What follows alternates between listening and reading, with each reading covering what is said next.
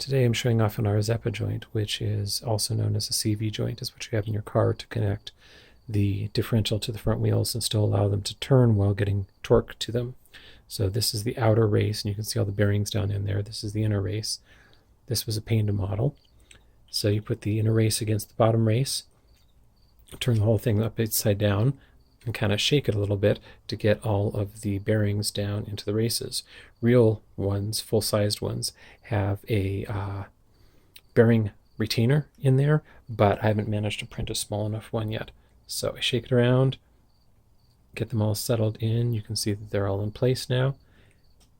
And then the tricky thing that I have to do next, which I haven't managed to do the last 3 or 4 times, is get a drill on this without having all the bearing balls come out. So we try it again. Run it in a little bit and tighten up the chuck. And then I can run it.